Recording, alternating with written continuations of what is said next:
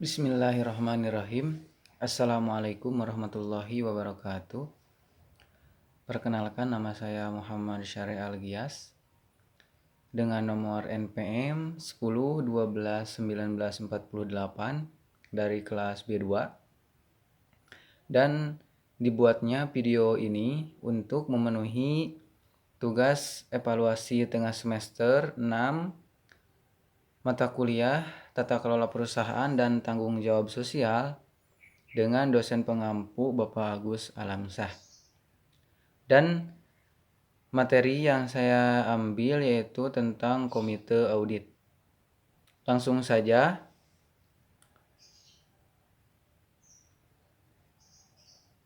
Ke topik pembahasan. Ada 6 topik pembahasan tentang komite audit.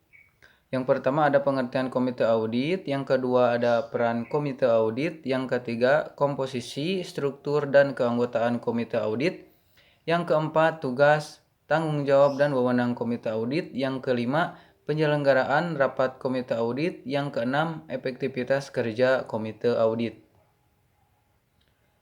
Menurut peraturan Bapepam LK nomor 9 Romawi .1.5 tentang pembentukan dan pedoman pelaksanaan kerja komite audit diubah menjadi peraturan OJK nomor 55 POJK .04 2015 Ikatan Komite Audit Indonesia atau IKI.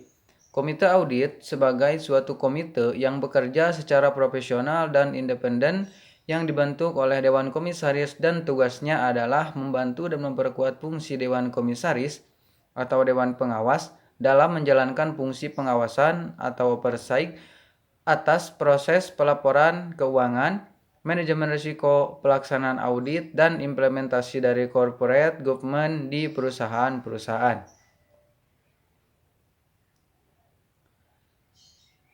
Peran komite audit terbagi menjadi dua. Yang pertama terhadap ERM atau Enterprise Risk Management. Yang kedua, peran komite audit dalam pemenuhan tata kelola perusahaan atau GCG.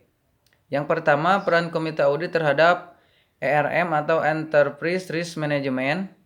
Ruang lingkup ERM dalam bisnis yaitu meliputi proses dan metode yang dipakai oleh suatu organisasi dengan tujuan untuk mengelola risiko dan mengambil setiap peluang yang terkait dengan proses pencapaian tujuan perusahaan.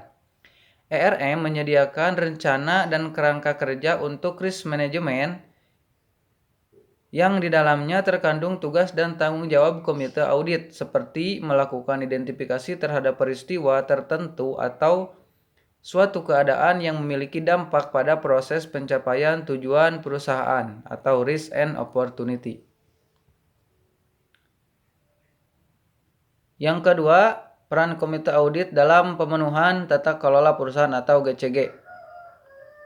Komite audit membantu tugas Dewan Komisaris dari sisi pengawasan atau controlling dan bertanggung jawab untuk menjaga akses komunikasi antara para pemangku kepentingan atau Dewan Komisaris, direksi, manajemen keuangan, audit internal, dan akuntan independen.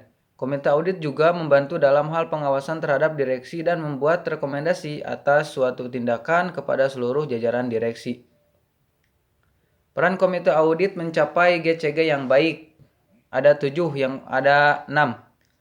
Yang pertama, laporan perubahan termasuk laporan keuangan eksternal. Yang kedua, audit eksternal. Yang ketiga, audit internal. Yang keempat, manajemen risiko dan pengendalian internal. Yang kelima, compliance and ethics. Yang keenam, aktivitas lainnya yang berupa pencegahan, menghalangi, menemukan, dan melaporkan kecurangan, dan seterusnya.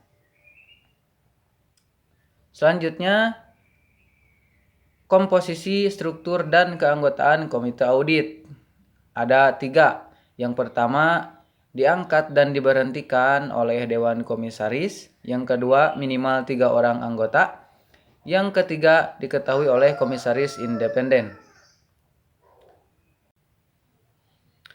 Selanjutnya, persyaratan keanggotaan dan masa tugas anggota komite audit.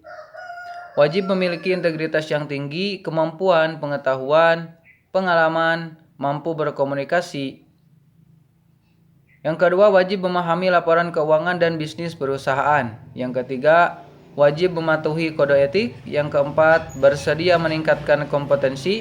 Yang kelima, wajib memiliki paling sedikit satu anggota di bidang akuntansi dan keuangan. Yang keenam, bukan orang dalam KAP, kantor konsultan hukum, dan lainnya. Yang ketujuh, bukan orang yang bekerja atau mempunyai wewenang. Yang kedelapan, tidak mempunyai saham langsung maupun tidak langsung. Yang kesembilan, mengalihkan saham yang diperoleh akibat peristiwa hukum. Yang ke-10, tidak mempunyai hubungan afiliasi. Dan yang ke-11, tidak mempunyai hubungan usaha. Selanjutnya, tugas, tanggung jawab, dan wewenang komite audit. Melakukan atau penelaahan atas informasi keuangan, melakukan penelaahan atas ketaatan terhadap peraturan perundang-undangan, memberikan pendapat independen, memberikan rekomendasi kepada Dewan Komisaris, melakukan penelaahan atas pelaksanaan pemeriksaan oleh auditor internal, melakukan penelaahan terhadap aktivitas pelaksanaan manajemen risiko, menelaah pengaduan yang berkaitan dengan proses akuntansi, menelaah dan memberikan saran kepada Dewan Komisaris, menjaga kerahasiaan dokumen, data, dan informasi emiten atau perusahaan publik. Wewenang komite audit. Yang pertama, mengakses dokumen, data, dan informasi emiten atau perusahaan publik tentang karyawan, dana, aset, dan sumber daya perusahaan yang diperlukan. Yang kedua, melibatkan pihak independen di luar anggota komite audit. Yang ketiga, berkomunikasi langsung dengan karyawan. Yang keempat, melakukan kewenangan lain yang diberikan oleh Dewan Komisaris. Bagaimana penyelenggaraan rapat komite audit? Ada 4. Yang pertama, berkala, minimal 3 bulan sekali ataupun sebulan sekali juga bisa. Yang kedua, kuota anggota rapat terpenuhi minimal setengah dari semua anggota. Yang ketiga, berdasarkan musyawarah. Yang keempat, hasil rapat harus dicatat.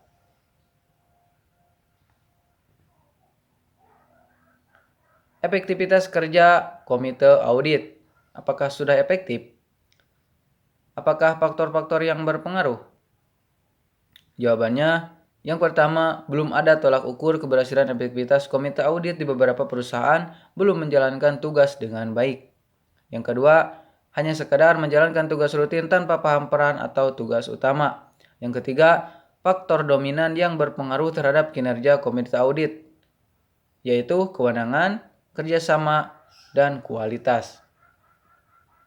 Kesimpulan, komite audit dibentuk oleh Dewan Komisaris berdasarkan Peraturan Bapepam LK Nomor 9 Romawi .1.5 tentang pembentukan dan pedoman pelaksanaan kerja komite audit yang kemudian diubah dengan Peraturan OJK Nomor 55 POJK .4 2015 tanggal 23 Desember 2015.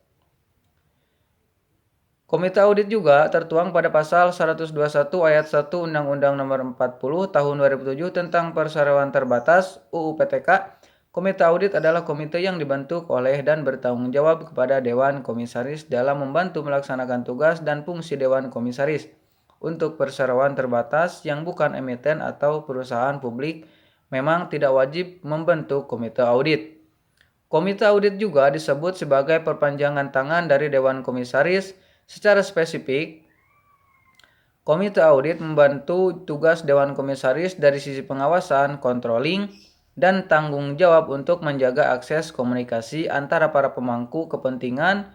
Komite audit juga membantu dalam hal pengawasan terhadap direksi dan membuat rekomendasi atas suatu tindakan kepada seluruh jajaran direksi. Komite audit berperan penting dalam membantu direksi untuk mencapai tata kelola perusahaan atau GCG yang baik. Terima kasih.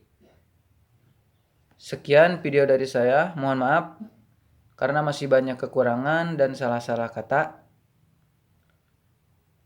Wassalamualaikum warahmatullahi wabarakatuh.